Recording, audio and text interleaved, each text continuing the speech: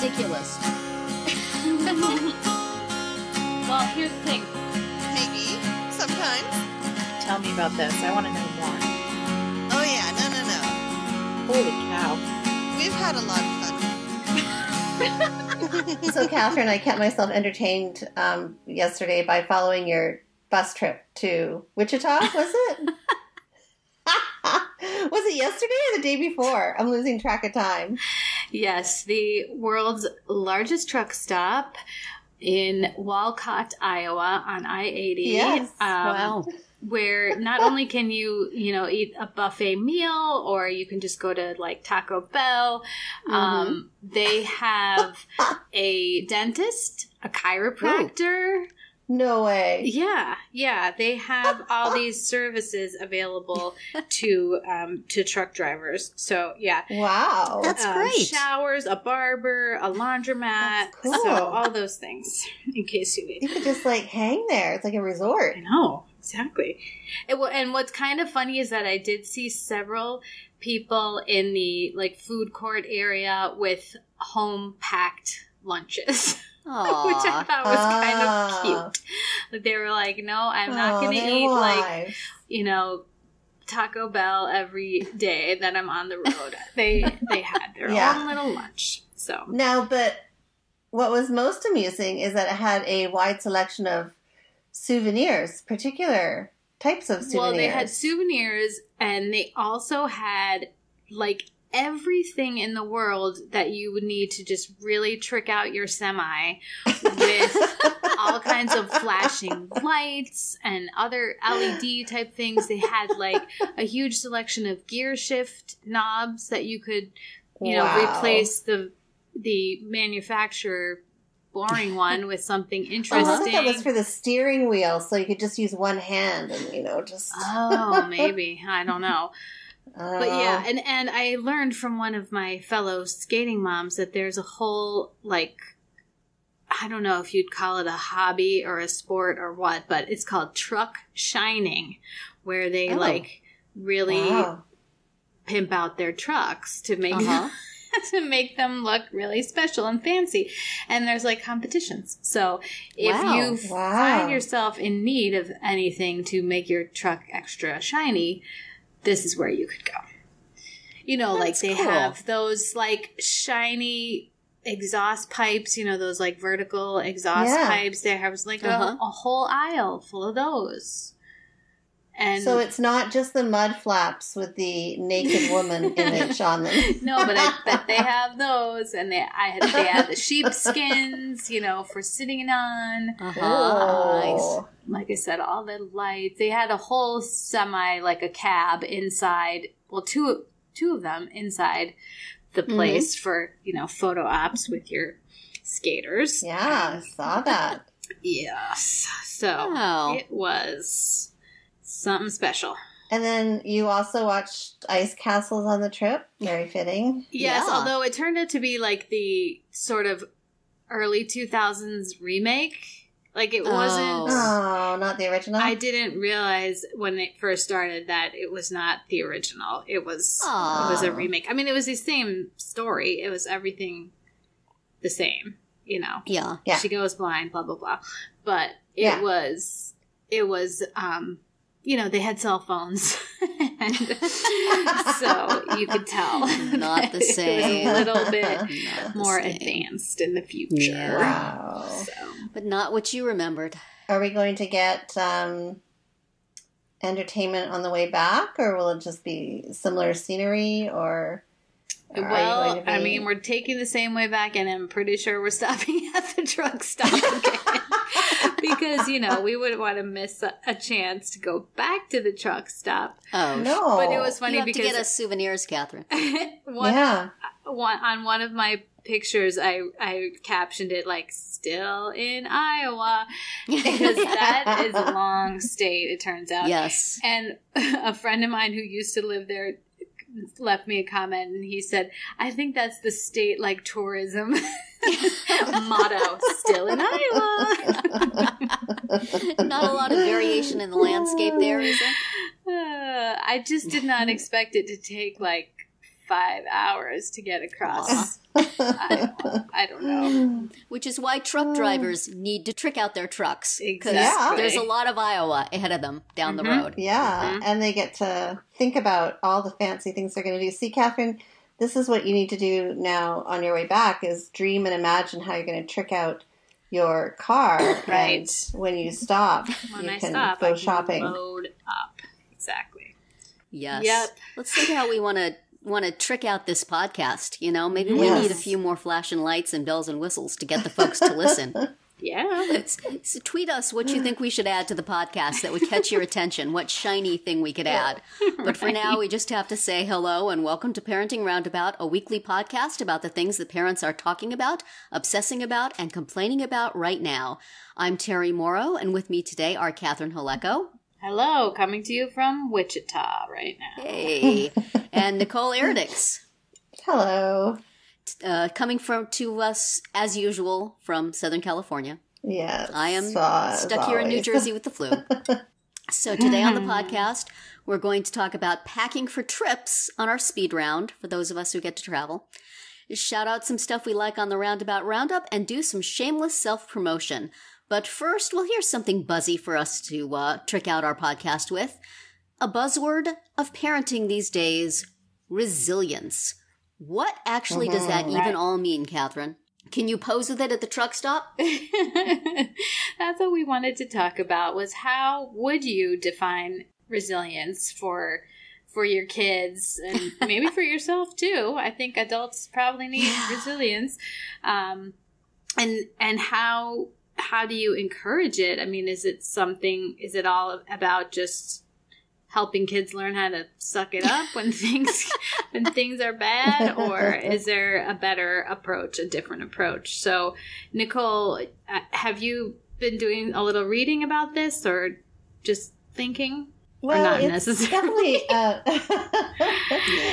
it's definitely a buzzword in the education world because, we talk about building character in kids and teaching them to be confident and speak up. And, this also talks about bullying. So the big word is resilience, teaching kids how to be resilient and to kind of, I guess, I don't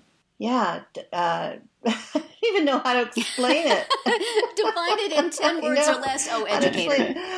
Because how to bounce back from difficult things. Yeah. And so, as you had mentioned earlier, in my day and age, the way we were taught resilience was we were told to suck it up, deal with it, and we weren't given really any strategies or any other words of advice, or it was just kind of like get over it, right? And I'm not sure that was the best advice, because I personally, there's been some long-term kind of side effects from that. Yeah. And so it's interesting now because my daughter, who's 17, is going through a little bit of a rough time. It's been 4 or 5 months now, but and we're trying to really kind of build her self-esteem back up, because she's just been so incredibly low for a long time, just due to outside influences. And so, and I really, I'm so, and her brother and her dad are like, well, come on, get over it. Let's move on. And right. And that's so useful. Isn't it? And in the meantime, I'm thinking about this word resilience, and I'm trying to come up with other ways of helping her feel stronger, and not just kind of look stronger, but actually feel it and feel good about herself and want to be more confident and display more confidence, as opposed to just, that fake it till you make it thing, right? Yeah. So, so her dad and I really aren't on the same page yet with that. He's not up on his buzzwords. Do you parenting? Smack him in the head every now and then when he gives her his good advice? Oh, it's the whole 9 yards. It's the glare. It's the kick on the leg. It's the we have a lot of that at our house too. Maybe it's a guy thing. Throat clearing, the And then he knows to shut up. He's like, okay. Yeah. So, especially with my daughter. I can't say anything. Yeah, I know, right? And so, especially with my daughter, it's tough. And I, but part of me is like, okay, well, there's the School of Hard Knocks, and then there's part of me that's like, come on, we can do better than that, because let's face it, if you grew up with the School of Hard Knocks, you're on a lot of medication as an adult. So let's do better. Let's develop emotionally healthier kids. But have you found a way to do it that does not involve that? That is not involved. Other than ensuring that she has a good health plan when she gets older. I mean, we know what we think doesn't work, but what do you do instead? I know that's so we have join me in this dark room, honey, and put a washcloth over your face. Because that's how I cope with things. I know. So I'm like, I don't live what I, preach, Your resilience is that eventually you come out of the room. Yeah. My resilience is to the warm towel turning cold. But no, so I'm trying to, it's kind of like do what I say, not what I do. But I'm really trying to have a lot of conversations with her and give her examples and provide strategies, conversations that I didn't necessarily have or get. So it's hard. And to be honest with you, I think what we'll eventually do is end up, seeking out a therapist that can also support with strategies, because let's face it, I'm not the professional here. Right. So I don't know. I mean, I feel like, do you guys have a different approach? My experience, therapists aren't really on the strategy sort of plane of things. They are in the, I will just listen to you talk. So you come home, well, what did she tell you to do? Oh, she didn't really tell me. She doesn't really ever tell me what to do. Can she tell you what to do? I'm paying her a lot of money. Although I want a list. I will say, I had an experience where one of my kids needed a therapist for a specific issue, and because this child was having some like compulsive behaviors, and the therapist really did like a behavior modification thing, like, here are that's nice. Here are 5 behaviors you are going to, the child had to help come up with a list of, these are the behaviors I want to stop, and these are good behaviors that I want to keep doing or add. Right. And so there would be a list of like 5 of each for a week, and there was a point system, and there were rewards associated with it. And that was it. Like, I was like, are we going to talk about like the root cause of why this is happening? Nope. We were not doing that at all. We were only... So apparently you can get one or the other. Right. We were only extinguishing the behavior, which happened, so that was good news. But I admit to being quite surprised as to the method. I really thought there would be some sort of digging into why this was going on. But, it worked, and the behavior stopped and has not come back. So that's good. So it was a success in that sense. Right. Yeah. So you can get marching orders, or you can get deep dives, but you can't get both. Marching orders or deep dives. I kind of would like marching orders. Maybe I should talk and see if we can switch to the other plan. But resilience. Yeah. I mean, I do think that in general, sports can be a way to deal with to add this, because you get to learn how to lose. Yeah, you have to still wake up the next morning, right? You have to lose, and it's funny because some of the videos that we have of my daughter skating, the ones where she's fallen or where her team like really screwed up, she watches. She's like, I think it's funny. I watch it a lot. Like I was several years ago, her team made it to nationals, and they were doing so well, and they really had a chance to perform, to place at nationals, and then they just had a horrible skate, and they just it was like a train wreck. Like it was it was really bad, and they, of course they didn't do well, but yet years later, she happened to mention how she watches that video regularly. I'm like, why would you do that? Okay, well, if you want, I guess that's fine. So, I don't know. Yeah, I think they do a better job than us overall. So whatever we're doing, I think is somewhat okay. So we should be having this conversation with the kids. So yeah. I don't know. So I mean, it's definitely your moms. especially I think with my son. He struggles with it. He gets frustrated with himself very quickly and easily. And that's something we are always working on. Whereas my daughter is more the type that will just, she gets a bee in her bonnet to do something, she's going to do it. And she will fail a bunch of times until she gets there. And I don't think that that's anything that I did, because the other kid is totally the opposite, right? Like, right.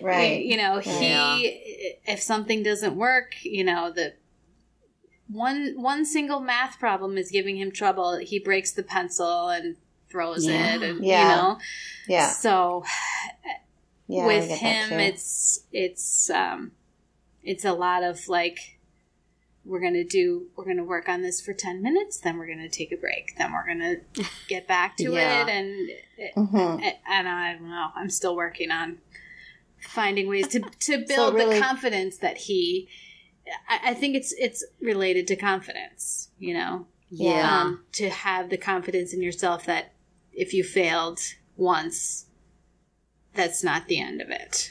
Yeah. That's an important point though, as we say all the time here.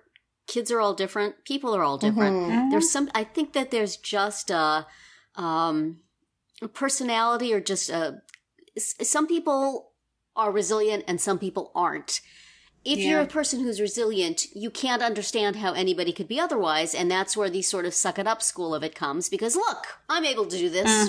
What's your problem? Yeah. But some people just, that's not in their makeup. They're always going to take these things harder. They're always going to struggle with it. And you can philosophize at them all you want, and it's not going to make any difference. They're still going to feel crummy. And if you have a parental mismatch, that, as I think we see Nicole and I with our husbands, they're not going to get that it's harder for some people. Yeah. And I mean, I have always felt my kids were really resilient. Certainly their early life was a model of resilience, spending their early days in the orphanage and then coming here. And I've always been the biggest cheerleader for their resilience. But, I think back now and I pushed my daughter into a lot of stuff with, you can do it. And if it's hard, just keep trying. And everybody fails sometimes and there's no problem. And now she's having some problems in her young adulthood that I think are probably from me pushing her too dang much, Not everybody just picks up and is able to do stuff, and kids will do what you say because you're mom and dad, but sometimes it eats at them. So when it comes, when I see all these stories on teach your kid resilience, I'm like, well, you might be able to force your kid to be resilient, but it's going to come back and bite you. Or maybe you won't at all. And then your child will always think that you misunderstand them. My daughter has heard the lectures from her father so many times and just doesn't want to hear it anymore. It's not that easy for some people, is it? I mean, is there any one human quality that we can declare that everybody can master successfully? I don't think that if they don't, it's the parent's fault? Right. Because parenting writing these days certainly seems to think so. Oh, yeah. Yeah. They're a lot more resilient than I. Because I feel like it really depends on the child's personality. It does. I mean, and you can have a certain influence over it, but in the end, they're going to be who they are and feel how they feel. Like, I mean, growing up, I had that very much like, that parenting approach of, get over it, it'll get better, this will pass, you can do it. And so there were certain situations that I either put myself into or I was in, and it was really, really hard and super tough. And I came out of it with some pretty deep emotional scars. And, I would have never done that to my kid. Like knowing if my child had my personality, I would have not encouraged my child to do that. Right. Yeah. But, and I know that my parents did the best that they can with the knowledge that they had. Right. But I don't know. I just feel like we know better these days, and so maybe we need to be more aware of kids' personalities before we push this whole grow up and deal with it kind of thing. Yeah, I mean, you certainly don't want to tell your kid that's okay. You can just lay down and give up every time something's a little hard. But maybe we need to think more about what each kid needs and what their particular emotional makeup is. And maybe it's a matter of talking to them more when things are difficult, or giving them more time, or finding things that work for them. Yeah. Right. And not expecting everybody to just jump up. Right. Maybe whether it's therapy or whether it's just, hey, here's a song that makes you feel better, or, let's sit down and talk about what you want to do now. Certainly with the homework, as you've done, Catherine, spacing things out so that it doesn't get to that point every time. I don't know if that's enabling or what, but maybe it will help the kid find out. I mean, there's all different ways to be resilient, I think. And maybe one of the ways is knowing what you need to do to take care of yourself. Maybe that's a really good point. I mean, I was reading, I can't remember, I don't know, I think it was like a quote from Grey's Anatomy or something. Those are some resilient people on that show, because man, they have been through everything. Through the ringer. some quality inspirational quote from Grey's Anatomy was something like, "I will not apologize for how I kind of got over this situation, or how I got through it. What I did to get through this situation. I will not apologize for that, because that's, I did what I did because that's who I am," kind of thing. And that's kind of that kind of struck me because, like I said, I was brought up with this whole, like, come on, get up, let's get going, move on, like walk it off. And I was not ever really allowed time to sit with it and process it. And so I think now with my daughter, I allow her that time a little bit more to sit and process it and think about it. And then it's like, okay, are you ready to move on? Let's go. Right. Yeah. Even though you're sitting there thinking, are you done yet? Are you done yet? Are you done yet? OMG, are you done yet? Yeah. That's might be something to think about. I mean, it's going to be different. There's some kids you wouldn't want to do that with, but you have to know your kid, and each of your kids may be different and need something different. Right. Of course, we haven't necessarily even learned how to do this for ourselves. So maybe exactly. Such a pro. Do as mommy says, not as mommy does. But I resent the certainty that there's only one, or that there's an easy way to do that for everybody. Yeah, that's just, because if there is, then I'm a crappy parent for not having done it in the first place. Yeah, that's just not fair. Yeah. No. Well, let's resiliently bounce into our next topic. Yeah. Yes. We will get past our failure to have nailed this down. And it's no different than anything else we've ever tried to nail down. This is your parenting podcast that always ends up with, we don't know. Yeah. The most honest parenting podcast you will ever listen to. That's right. You appreciate our honesty, if not our advice. So this next topic, our speed round, is actually very timely for me because it's a combination of resilience and independence. My daughter is going away for a week. She's flying up to Canada on her own. And she has to make several separate flights when she's there. So she's going, she's staying in one spot and then flying to another spot to see her other set of grandparents. So, I'm trying to build her resiliency before the trip, her confidence to do this alone. So this actually also fits in because as we're preparing her for her trip, I'm bringing out the luggage, the bags, and putting them in her room to give her the hint. Right. It's time to start thinking about what you want to put in that thing on your floor. Because you're old enough to travel, that means you're old enough to pack. So travel on your own. But yeah, so she's pretty good about packing on her own now. But how about your kids? Do they pack their own bags when they travel? Like what kind of, do you trust them to do that? Do they gonna pack something that might get apprehended at border control. Like, yeah. So where are your kids with that? That's kind of our next speed round topic is, do your kids pack their own bags for travel? I kind of got 50-50 here. My daughter does her own and has for quite some time, and usually is packed well before anybody else in the household has even thought about it. Oh, before we've gotten our suitcases down from the attic, she has the one that she keeps in her room all packed up. So she's very good about that, and probably has been like since high school for a long time. My son does not do his own at all. He doesn't, my husband packs for him and has always, and also puts out his clothes in the morning. And he's in charge of the boy and the boy clothes. So they've got their own thing going, whatever. I don't pack for either of them. But, so probably at some point that should change. But for now, it works. Mm-hmm. Catherine, what about your kids? We've gotten now to the point where they do pack their own bags, but they need a list. So I have to write them a list. So it's kind of an in-between state, where even my 15-year-old, she knows, but she still feels better if she has a list to work from. So, it's just a list that says, like, 3 pairs of underwear, 3 pairs of socks, bring a bathing suit, like that kind of thing.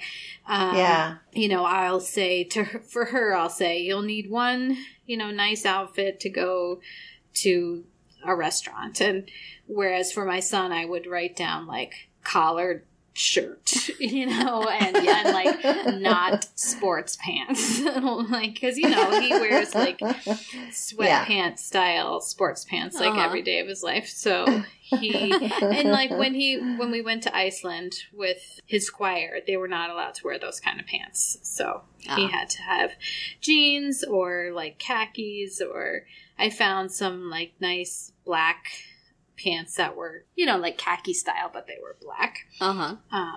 So those have come in handy because he just wore them for a band concert the other day because they had to wear black pants, and it specifically said no black jeans. Oh God! And I was hoping that I was like, well, I hope these other pants fit the bill because I'm not buying a new pair of pants for this concert. So now, when you go on these trips, does the person in charge of them give the kids a list, or you have to make one up?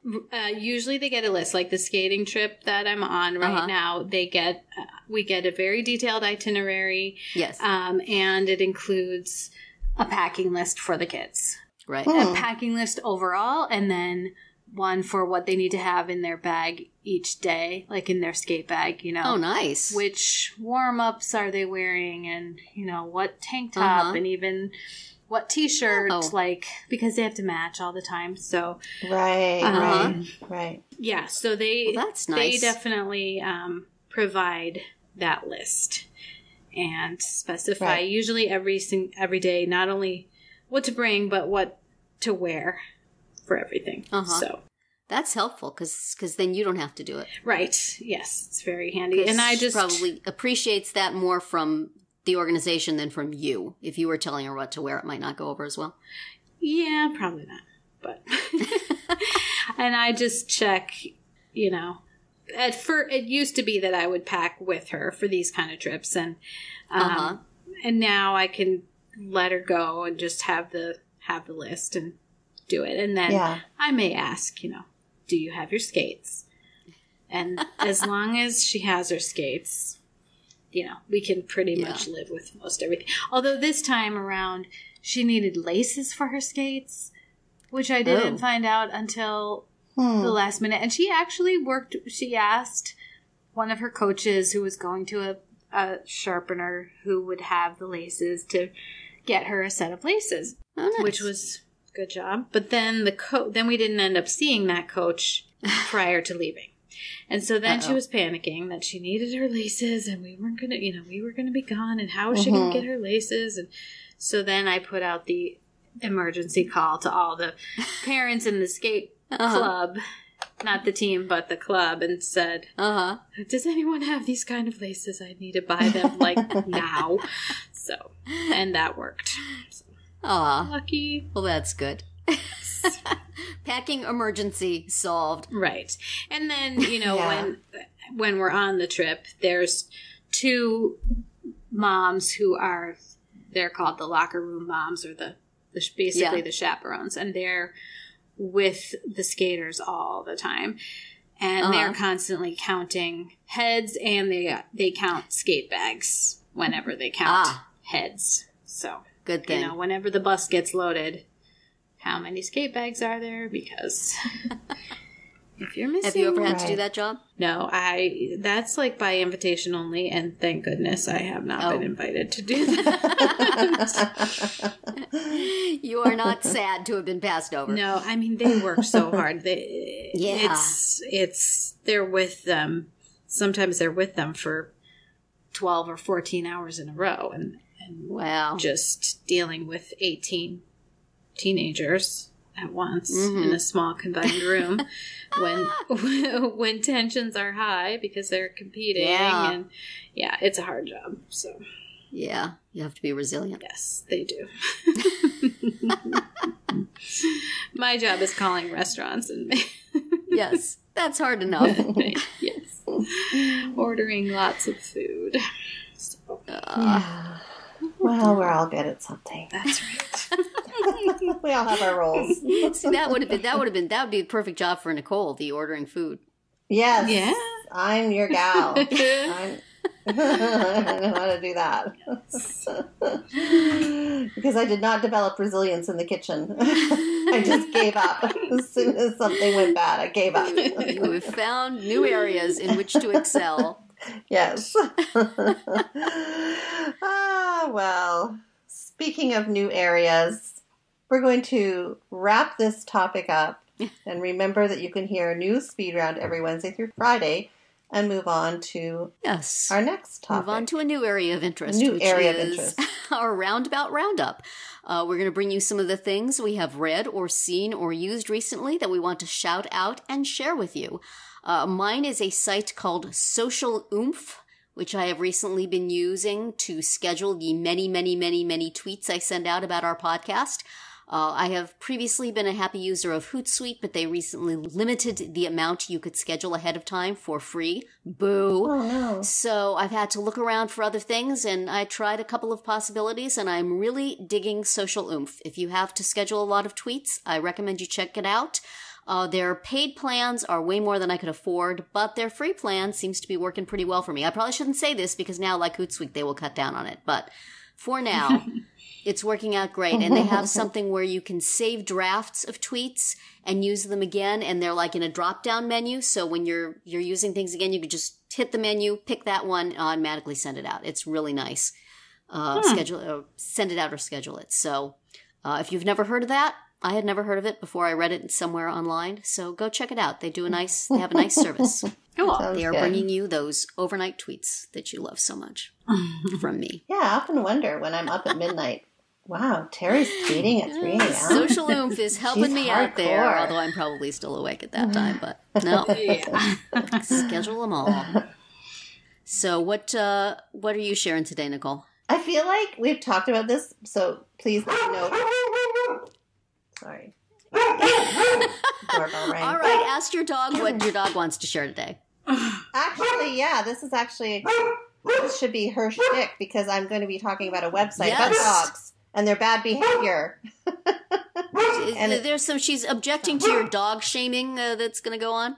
Yes. So my cousin alerted me to a site called dogshaming.com, and it's basically owners of dogs who have very poorly behaved dogs or dogs who have misbehaved, and they publicly shame the dog by taking a photo of the dog and what the dog has done, and then has a little sign explaining what the dog has done wrong. I want to see one from your dog, Nicole, that says, I barked all through my mom's podcast. I actually submitted one yesterday. What did she do? So, she got into our office closet because she obviously smelled something in there that she thought was going to be a great treat to eat, and proceeded to like literally dig her way into the closet, through the closet, and like there was just stuff everywhere that she had dragged out of the closet and half eaten, chewed, paper, envelopes, bags, you name it. It was a disaster. So I took a photo and I, shamed her and I sent it in. And so hopefully she's not happy. Did you cue her to bark through this thing? No, right? The timing is perfect. Because I'm going to publicly shame her now for being a barking dog and being naughty and misbehaving while I'm trying to do this podcast. So anyway, it's so funny. It's called dogshaming.com. Check it out. We will check that out and look for your pooch on there. Look for Missy. Yeah. Catherine, what are you shouting out today? And does it have any audio effects in the background that we need to know about? No, not that I know about. Although I will say that for Christmas, I bought my son the Dog Rates book. That Twitter account, Dog Rates. Oh, yes. Where yes. it's like really funny and cute pictures of dogs cute. And very clever captions. And then there's always a rating of the dog. And he came out with a book.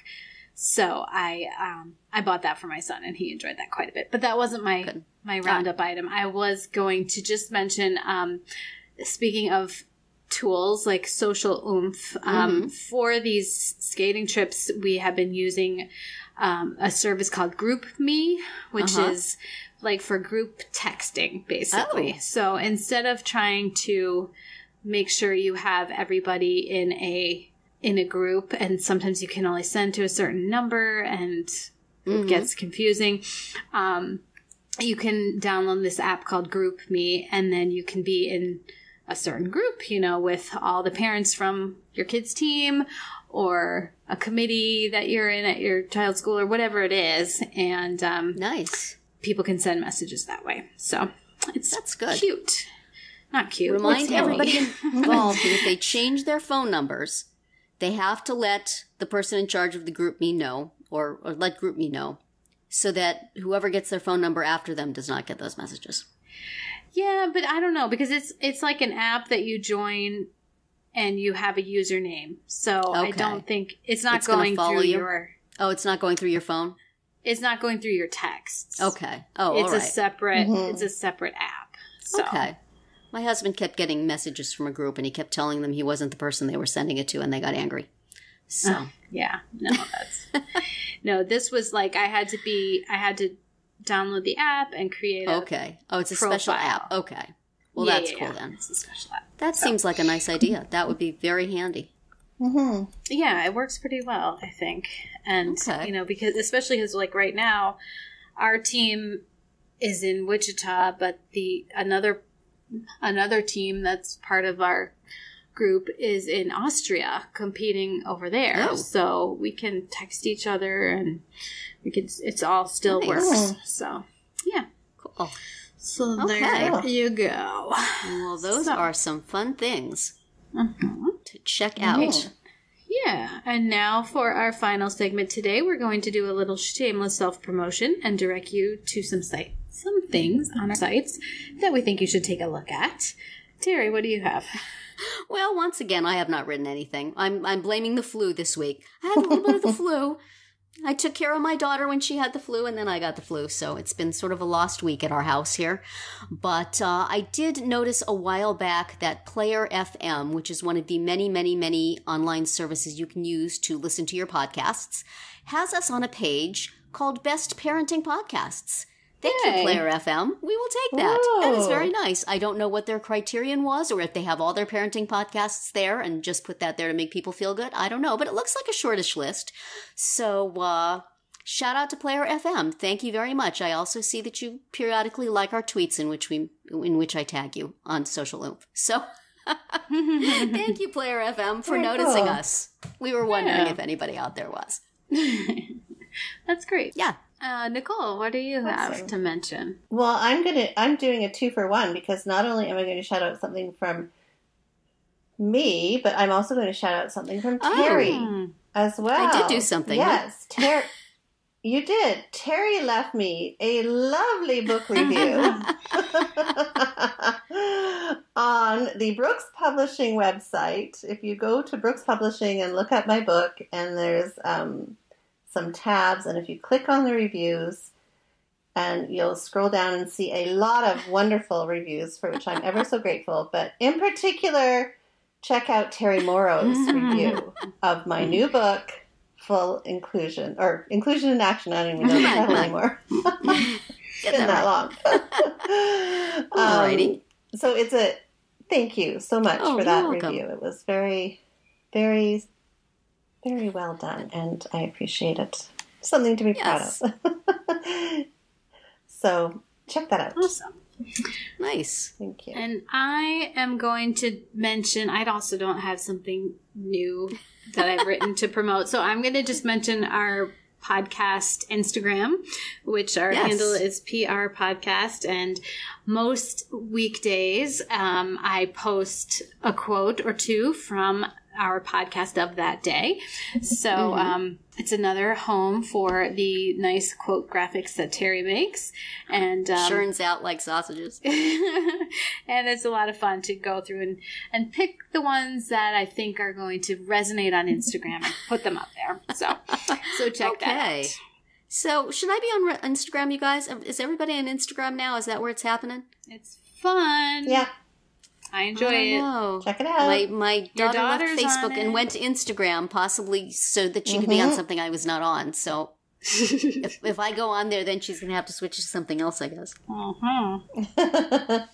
Check it out. There's lots of fun things to follow. I keep seeing people linking to things, and it's in like these Instagram stories, which you can't seem to get unless you have the Instagram app and are presumably logged in. So I feel left out of the social media conversation. And they disappear. Catherine always has they Insta disappear. stories. So I guess I got to get with it. Yeah, I use the stories for things that are sort of silly that I don't need to Nicole Eredick says Facebook is over. Yeah. That's going on a quote graphic. It kind of, it's definitely over for our generation because now I feel like only my mother's generation uses it. Maybe I'm more comfortable with that group. I don't know. Too many young people on Instagram. You're too young. I might say the wrong thing. People would laugh. No, the young people are not on Instagram. But where have the young people gone now? Snapchat. It's so complicated. Why does it have to be so complicated? Instagram is for us now. Is it? We've taken it over? Yeah. Because we are there now, the young people are not. This is That's right. One thing follows from another, I think. They ran in droves. Oh, that's, the enduring fun of being a mom is ruining things for your children. Oh, something new? Let me try. Can I follow you? Let me post something to all your friends. I have these baby pictures. They're so cute. Your kids do not want to hear. Okay. Take us out of here, Nicole. Yes, well, that's it for this week's episode of Parenting Roundabout. We hope you enjoyed it and that you'll join us every week. You can listen to podcast episodes on parentingroundabout.com or download them from Apple Podcasts. Please subscribe so you get all of our podcasts and mini podcasts. You can also follow us on Twitter, where I am at Nicole Eredick. Catherine is at C. Haleko, and Terri is at Mamatude. You can also follow the podcast on Twitter at Roundabout Chat and look for us on Facebook, Pinterest, Tumblr, YouTube, and Instagram too. Best of all, stop by our podcast page at parentingroundabout.com and read recaps, find links on all the stories we mentioned, and talk back in the comments. Thanks to John Morin at johnjmorin.com for providing our in and out music, and I wish everyone a great week.